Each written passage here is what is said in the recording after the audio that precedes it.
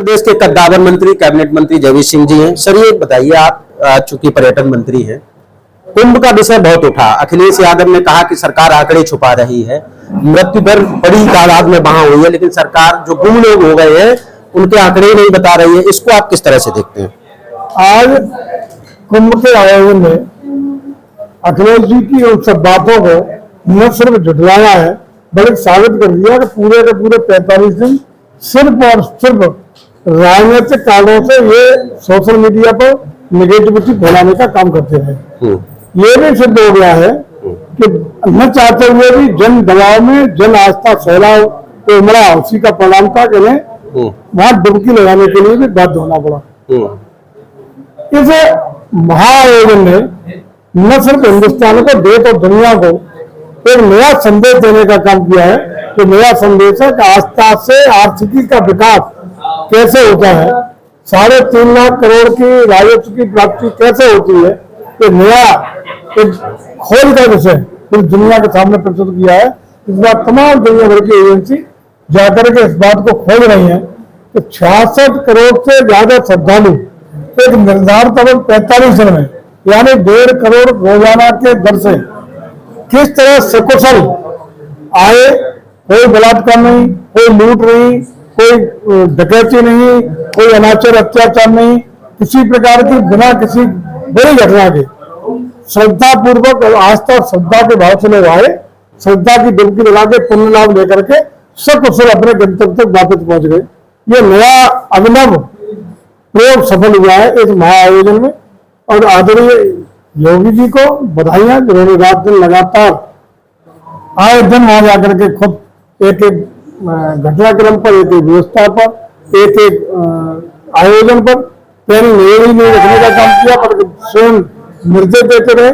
आदरणीय मोदी जी को बहुत बहुत बधाई कि भारत सरकार की सभी विभागों ने, सभी एजेंसियों ने एक बहुत जबरदस्त तरीके से प्रदेश सरकार को सहयोग करने का काम किया, चाहे इंफ्रास्ट्रक्चर डेवलपमेंट का बात हो, वहां की सुरक्षा व्यवस्था। ऐसा तो नहीं अखिलेश इसलिए घबराए हैं, कितनी विशाल व्यवस्था थी, आने वाले 2027 में विधानसभा के चुनाव भी हैं, इसका असर तो नहीं पड़ेगा? निश्चित रूप से यही तो है, उनको दिखाई पड़ रहा है कि आज देश और खास रूप से उत्तर प्रदेश पूरी तरह सनातन संस्कृति के लिए आतुर है। सनातन संस्कृति, सनातन परंपरा, सनातन आदर्श और मूल्यों को लेकर के आज जो पीडीए के नाम पर जो समाज में विघटन पैदा करने का अखिलेश जी प्रयास कर रहे हैं, जो जातिवाद फैलाने का काम कर रहे हैं, जिस तरह से तुष्टिकर फैलाने का काम कर रहे हैं, उस पर पूरी तरह विराम लगने का काम एक महाकुंभ से हुआ है।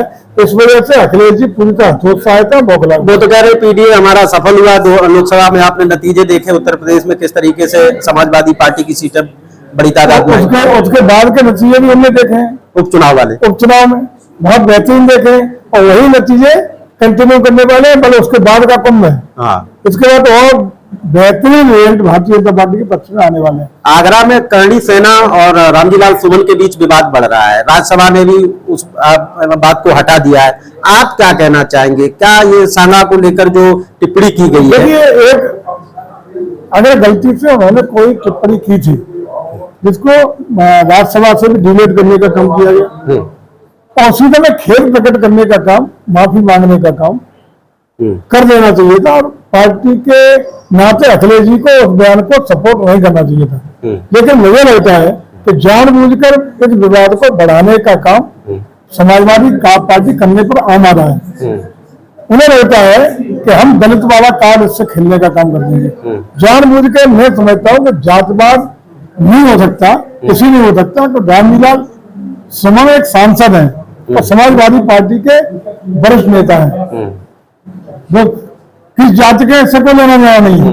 लेकिन जिस तरीके से बयान पर कायम रहने की बात और लगातार और बात को तूल देने का काम समाजवादी पार्टी के द्वारा किया जा रहा है, इसका मतलब सुनियोजित तरीके से जानबूझ के भारत के लिए जिन लोगों ने अपनी कुर्बानियां देने का काम किया, शहादत देने का काम किया, समर्पित भाव से पूरे राष्ट्र रक्षा में अपने प्राण न्यौछावर करने का काम किया, ऐसे लोगों को अपमानित करना, आक्रांताओं को, मुगलिया काल के मुगल शासकों को महिमा मंडन करना, ये निश्चित रूप से मुस्लिम तुष्टीकरण की नीति का ही बड़ा हिस्सा है, जिसको जानबूझकर अखिलेश जी तूल दे करके इसको किसी तरह दलित बनाम सगड़ की लड़ाई बना करके अपना राजनीतिक रोटियां सेकने के लिए आते रहे। अच्छा, आपने कहा है कि महाराष्ट्र से पहले यूपी में शिवाजी स्मारक बनाएंगे, तो इसमें कोई राजनीति तो नहीं, या फिर बीजेपी का जो अपना एजेंडा रहता है कि भाई? लेकिन शिवाजी महाराज राष्ट्र नायक थे, जिन्होंने मुगलों के खिलाफ अपना जीवन समर्पित किया, भारतीय विचारधारा को, भारतीय संस्कृति की रक्षा के लिए जीवन भर संघर्ष करने का काम किया। ऐसे महानायकों को सम्मान देना हम लोगों के रीति नीति और कार्यक्रम में है। हम राष्ट्रभक्त और राष्ट्र के सम्मान के लिए राष्ट्र को समर्पित भाव से हमेशा काम करते हैं।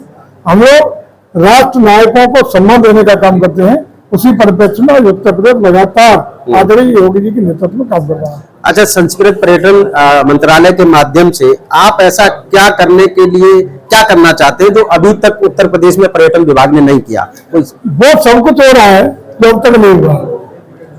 आपने देखा होगा 22 में वो सब कुछ हुआ है। बिल्कुल। जिस विभाग का आइडेंटिफिकेशन हुआ, हाँ।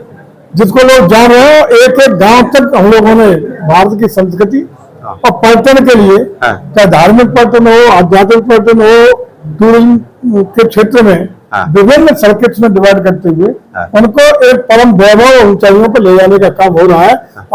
आप अगर कहिए, जिस चीज पे कहिए आपको लगेगा कि पर्यटन कर रहा है, पर्यटन दे रहा है, और पर्यटन ऐसी चीजें कर रहा है जिससे न सिर्फ लोगों के मन में, दिल में एक भारतीय संस्कृति, आस्था को सम्मान बढ़ रहा है, और इसमें पर्यटन ही पर्यटन है। बिल्कुल, बहुत बहुत धन्यवाद मंत्री जी। दरअसल जाना भी आपको, बात तो लंबी होनी थी, लेकिन आपने बड़ा बेबाकी से जवाब दिया, इसके लिए आपको एक बार पुनः आभार।